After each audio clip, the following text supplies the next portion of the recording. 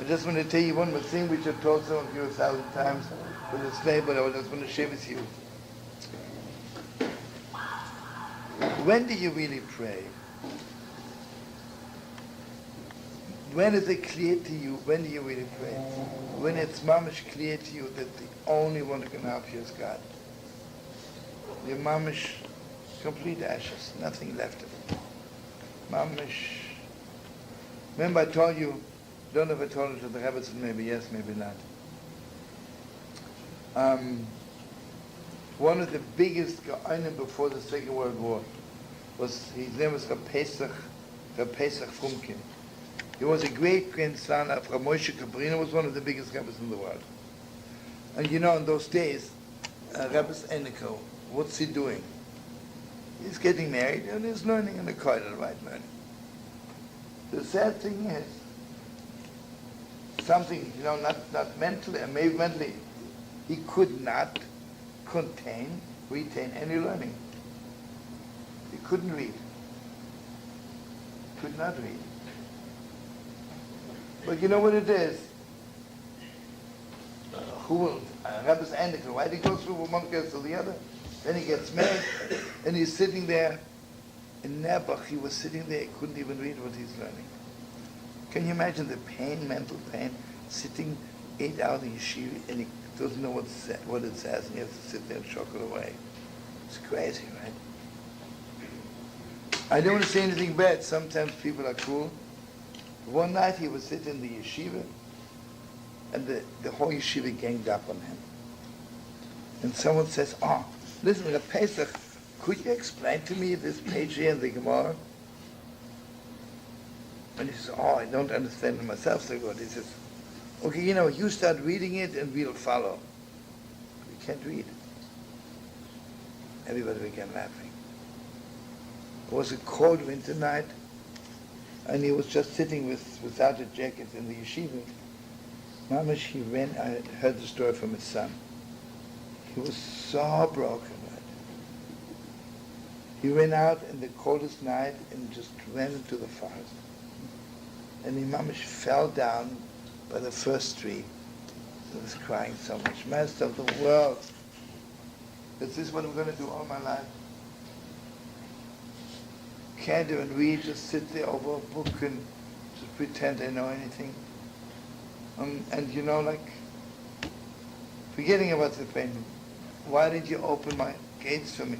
Why can't I learn Torah also?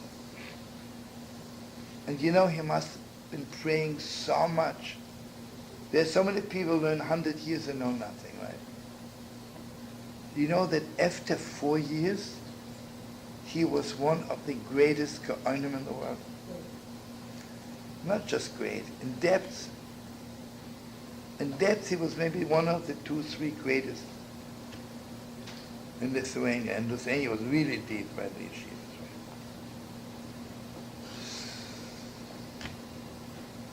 In 4 years, you learned what other people don't learn in a lifetime. They just reprinted his shiurim, right? You know, like root canal learning. You know, it's right. What's his name? The Pesach Frumkin. In South Africa, all those Lithuanians. Where are your parents from? My grandparents are Polish, Hungarian, Lithuanian, Palestinian. I'm sorry, what? Polish, Hungarian, Lithuanian, Palestinian. So which city in Lithuania? Well, I know, I'm not sure. I know that the family is named after the Zartsa mountain or hilltop. So I know Yeah. that at the bottom of something called the Zartsa. That's how they got the name. I'm sure they're the sweetest. If you're their granddaughter, they have to be, right?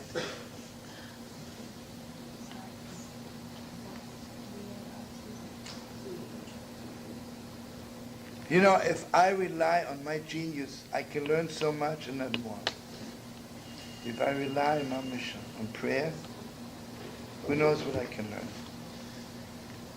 Who knows where I can reach, you know?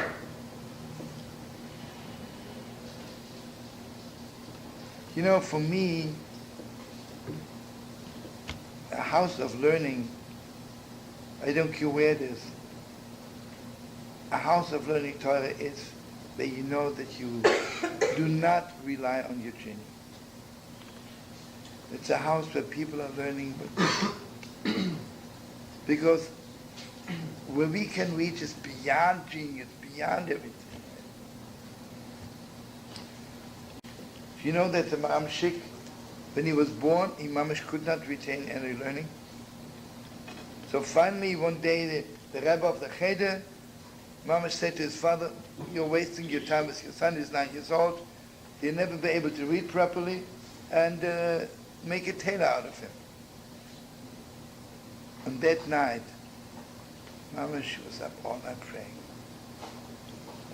And the most unbelievable happened that mamish God opened gates for him.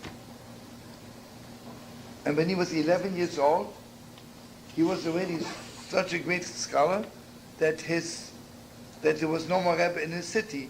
So he went to Pressburg, I was thinking a million times telling. He went to Pressburg, which at that time the highest yeshiva in the world. He walks in by the Chassam Sofer.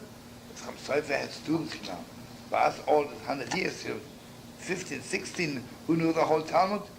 And he's 11 years old, and he was very tiny.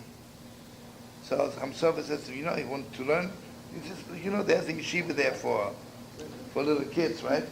He says, no, I want to learn by you. He says, in a few years you'll learn by me. He says, no, I want to learn by you, The Chassam Sofer was taken by his, like little arrogance. I want to learn by you. So he says, okay. He says, today come to my shir, and let's see what you have to say. And to interrupt Chassam Sofer in his shir, you have to be about, right? Because when you talk nonsense, and the mamish, and right away, he was a top student. And right away, the Chassam Sofer invited him to eat in his house Shabbos. And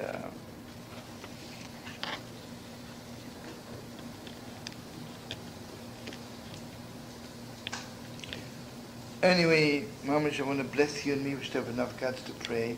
Mamish, for real. Mamish, for real. And see, on one hand, it has to be clear to us, we really have the power of this prayer to reach to the highest place. But we should not, God forbid, have this unholy arrogance where I can reach. It's not you. When God listens to our prayers. And we should give each other strength, Like really. We were learning it, Ishmael says, whenever you meet ashes, give them some living water. You don't know where they reach. But sing it real softly. Do, do, do, do, do, do, do.